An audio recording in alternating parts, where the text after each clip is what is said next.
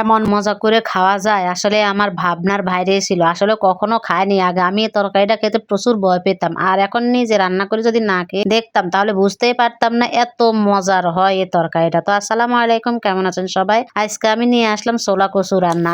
আসলে আমি এই কচুটা জীবনে আরো একবার রান্না করেছি, সে 10-12 বছর আগে। তো সেদিন রান্না করে একটা শিক্ষা হয়ে গেছে, এমন বাস খাওয়া খেয়েছি আমার মশলা যত যা আছে সব নষ্ট হয়ে গেছে। রান্না করাটাই বিতে হলো। তবে আজকে আমি আবার ট্রাই করলাম, দেখি খাওয়া যায় কিনা।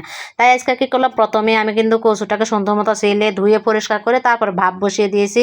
তারপরে চুলা থেকে নামিয়ে আমি পানি সেকে নিয়েছি। আর এখানে ফ্রাই প্যানের মধ্যে আমি দেখতেই পেলেন কতগুলা পেঁয়াজ, তারপর থেতা করা রসুন, তারপরে জিরা, কাঁচামরিচ, অনেকগুলা মশলা দিলাম। মানে এখানে মশলাগুলা দিয়ে তারপর আমি একটু ভালো করে লালচা করে ভেজে নিব।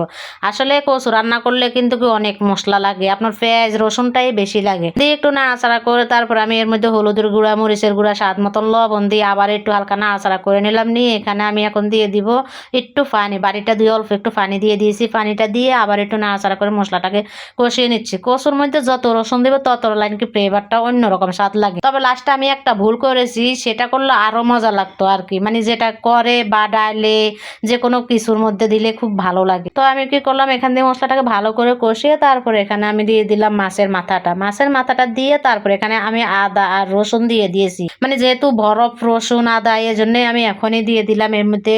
মানে মাছটা কষানো হতে হতে এখান দিয়ে কিন্তু আদা রসুন মশলা সবকিছু ভালো করে কষানো হয়ে যাবে। কষানো হয়ে যাওয়ার পরে যখন তেল উপরে উঠে আসে তারপর আমি একটু পানি দিয়ে দিয়েছি। এই পানিটা দিয়ে আমি মাছের মাথাটাকে আরো ভালো করে কষিয়ে নিব।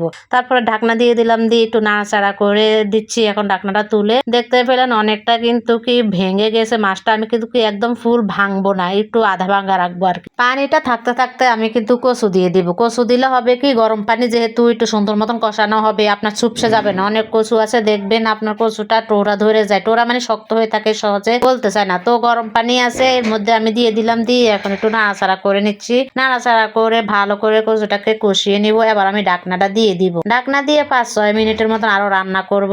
এর মধ্যখানে কিন্তু আমি নাড়াচাড়া করে দিব। দিয়ে তারপর আবার কিছুক্ষণ পরে এসে নাড়াচাড়া করে দিচ্ছি। ঢাকনাটা তুলে নাড়াচাড়া করে দিয়ে দেখতে পেলাম পানিটা শুকিয়ে কিন্তু কি কমে গেছে অনেকটাই। তো অল্প একটু ভিজা ভিজা আছে নিচে, সমস্যা নাই। তার মধ্যে আমি কিন্তু কি জলের জন্য পানিটুকু দিয়ে দিব। আসলে কচুর মধ্যে কিন্তু গরম পানি দিলে কিন্তু বেশি ভালো হয়, গলা ধরার সম্ভাবনা থাকে না, আর কচু সুন্দর মতন সিদ্ধ হয়ে যায়। তো আমি গরম পানি প্রথমবার দিয়েছি, দ্বিতীয়বার আর দিতে পারিনি, পরে ঠান্ডা পানি দিয়েছি। তারপরেও কিন্তু কি কচুটা যেহেতু আমি গরম পানি দিয়ে কষিয়েছি ওই জন্য কচুটা কিন্তু কি নরম হয়ে গেছে, একদম সুন্দর মতো গলে গেছে, শক্ত আর হয় না। তো এই যে পানিটা দিয়ে আবার একটু নাড়াচাড়া করে দিচ্ছি। দিয়ে দেখতে পেলাম কচুটা সুন্দর মতন সিদ্ধ হয়ে গেছে। এখন নাড়াচাড়া করে দিয়ে আবারও ঢাকনা দিয়ে দিব, আরো কিছুক্ষণ জাল করব। আসলে কচু যত আপনার কষিয়ে কষিয়ে রান্না করা যায় তত কিন্তু কচুটার ফ্লেভার বা খাওয়ার স্বাদ অন্যরকম। তো কচুর মধ্যে আমি একটু আবার জলফাই দিয়ে দিয়েছি। জলফাইটা দিয়ে একটু নাড়াচাড়া করে দিলাম। আসলে আমার আজকাল লেবু শেষ হয়ে গেছে, এই জন্য লেবুটা দিতে পারি না।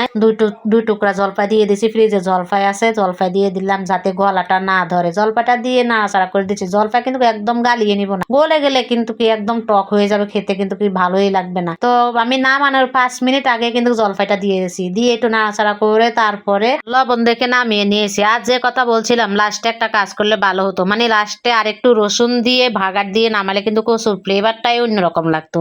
তো সেটা আর করি না, যেহেতু প্রথমবারে অনেকগুলাই মানে রসুন দিয়েছি, এই জন্য আর পরবার রসুনের ভাগার দিন নেই। সেটা আপনাদের ভাইয়া বলছিল আর কি লাস্টে একটু রসুনের ভাগার দিলে ভালো লাগতো। তো আমার রান্না হয়ে গেছে। ভিডিওটা আজকের মতো এই পর্যন্ত। সবাই ভালো থাকুন, সুস্থ থাকুন, আল্লাহ হাফেজ।